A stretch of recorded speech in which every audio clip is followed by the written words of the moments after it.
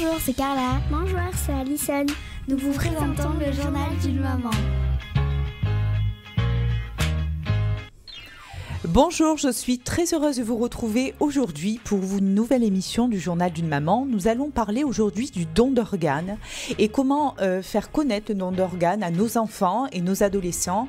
Il est vrai qu'il y a très peu de communication sur ce sujet très important et nous avons l'honneur de recevoir aujourd'hui Madame Elisabeth Bernard. Bonjour Madame Bernard. Bonjour. Merci beaucoup d'être venue parmi nous aujourd'hui. Madame Bernard, vous faites partie de l'association Maris pour la vie, don d'organes, don de vie. Vous avez donc une maîtrise de droit et vous avez fait un parcours universitaire. Hein. Donc cette association a été créée en 2023, puisque d'ailleurs... Non, on fête les 20 ans. Ah, excusez-moi, vous allez fêter en 2023 les 20 ans de l'association. Voilà. Donc l'association Maris pour la vie est née suite à la disparition donc de Maris, qui était une amie, une compagne en attente de greffe. Et quelques mois après, une bande de copains, donc Jacques, Gilles, Jean-Pierre et Jean-Louis, a décidé de mettre en œuvre leurs compétences et leurs connaissances pour sensibiliser le plus grand nombre aux dons d'organes, parce qu'ils étaient en bonne santé. Ils ont voulu dire aux autres, si un jour on accepte de recevoir, il faut aussi accepter en retour de donner. Et je pense que c'est la phrase la plus importante qu'il faut qu'elle soit quand même expliquée, et votre association porte bien la communication de ce don d'organes. Donc chaque année depuis 2004, l'association Maris pour la vie réunit différentes compétences dans le domaine de la communication et de l'événement pour organiser et diffuser auprès du grand public, des collèges, des lycées, des entreprises, les informations qui permettent à chacun de se positionner sur le don d'organes. Et depuis 2011,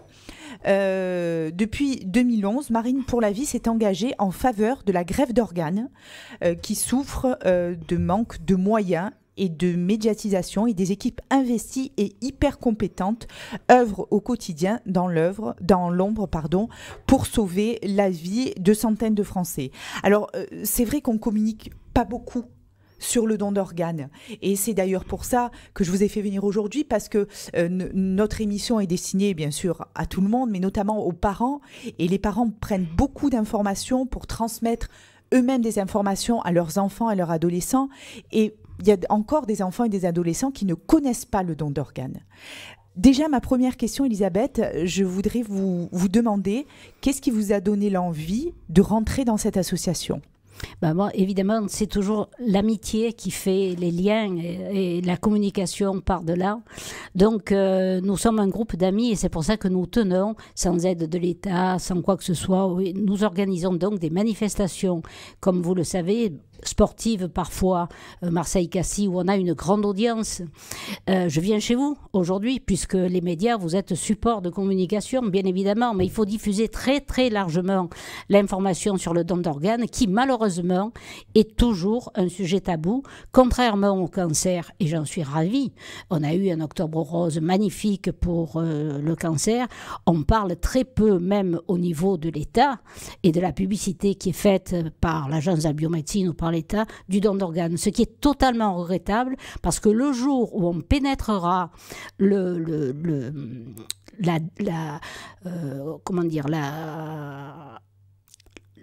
l'amorce du don d'organes, les gens seront prévenus. Et lorsque le drame arrive, les gens auront un peu une idée de ce que la personne qui est décédée voulait. Ils en auront parlé entre eux. Ça deviendra un peu un sujet de conversation naturel entre nous.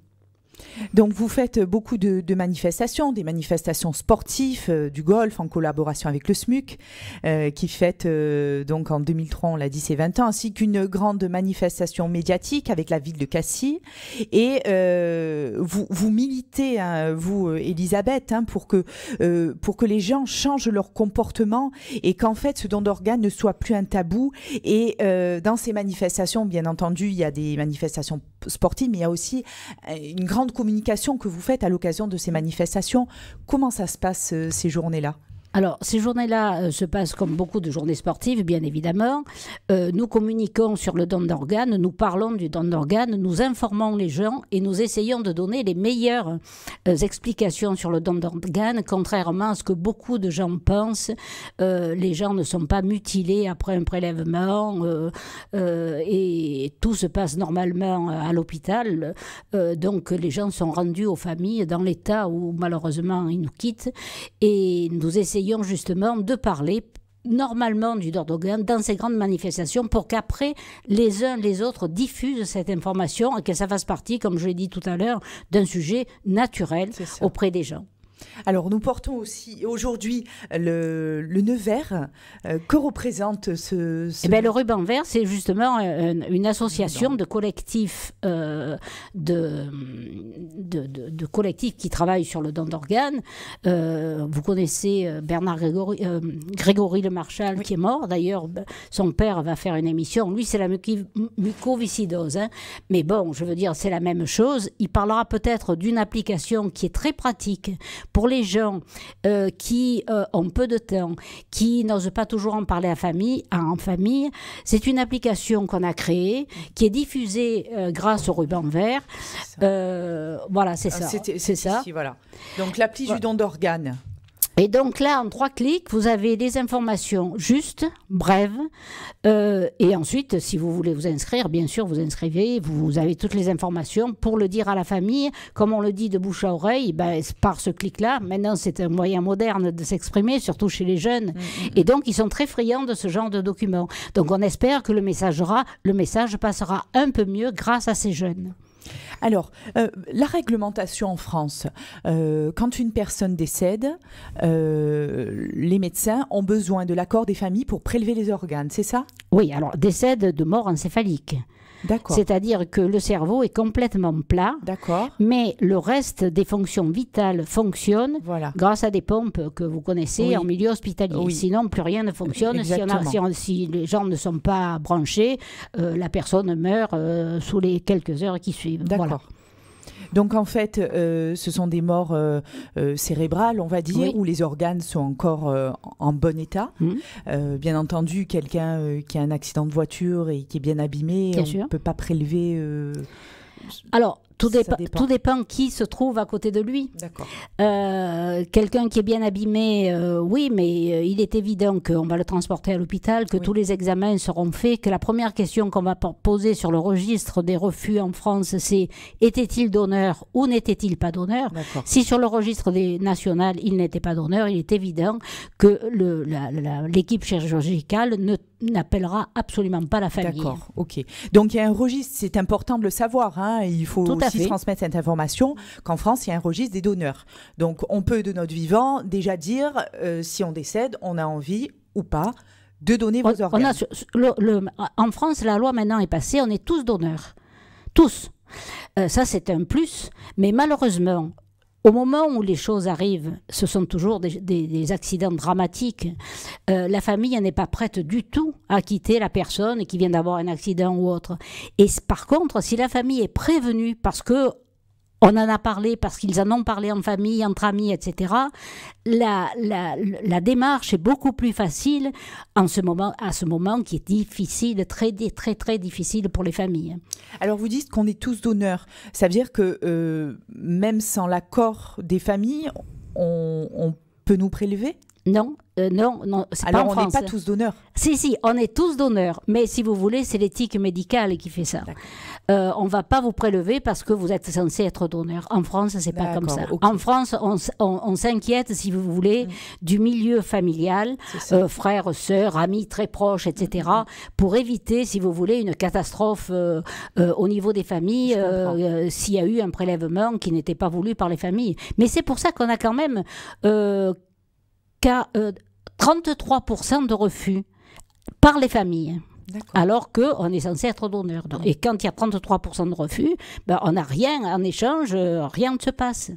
C'est pour ça que le don d'organes est très important d'en parler, parce que Au début, c'est quelque chose qui est totalement tabou. Les gens ont peur d'en parler, que ça arrive. Puis alors, tout le monde se fait des films avec ce qui se passe dans les pays sous-développés, le trafic d'organes, etc. Ce qui est absolument impossible en France, où vous avez d'une part des préleveurs qui prélèvent, une équipe de préleveurs. Après, vous avez une équipe chirurgicale qui sont totalement différentes. Le tout, c'est d'arriver à transporter l'organe dans un bon état jusqu'à l'hôpital. Comme vous dites, je répète encore la phrase que je disais en début d'émission, si un jour on accepte de recevoir, il faut aussi accepter de donner en retour. Et ça, je pense que c'est très important parce que nous-mêmes, on peut tous et toutes être sauvés par un don d'organes. Bien sûr. Donc c'est vrai que c'est important de... Mais vous savez, je vous cite un exemple récent, récent, de Noël dernier. Il y a un jeune homme qui se rendait, qui travaillait au Canada, je crois que ça s'est passé. Donc il se rendait à Noël dans sa famille. Et donc évidemment, tout le monde préparait Noël, grande fête, etc., tout ça et tout. Et puis, hémorragie cérébrale. Le type meurt sur le coup. Heureusement, la famille était prévenue qu'il était donneur. Et sa maman, depuis, a dit oui, bien entendu, alors que c'était quelque chose auquel elle ne s'attendait pas, bien évidemment. Elle a dit oui parce que son fils avait dit oui à tout le monde, à toute sa famille. Et donc, il a pu sauver un jeune homme de 16 ans et un enfant de 6 ans. Et je crois que ça, c'est le meilleur exemple. La maman dit, je vous en supplie, parlez-en autour de vous, parce que si mon fils m'en avait pas parlé, je n'aurais pas accepté de donner ses organes. Alors, pour sauver des vies, il faut l'avoir dit. C'est très important d'en parler à sa famille, de le dire. Et maintenant, avec l'appli du don d'organes, vous pouvez la télécharger pour sauver des vies.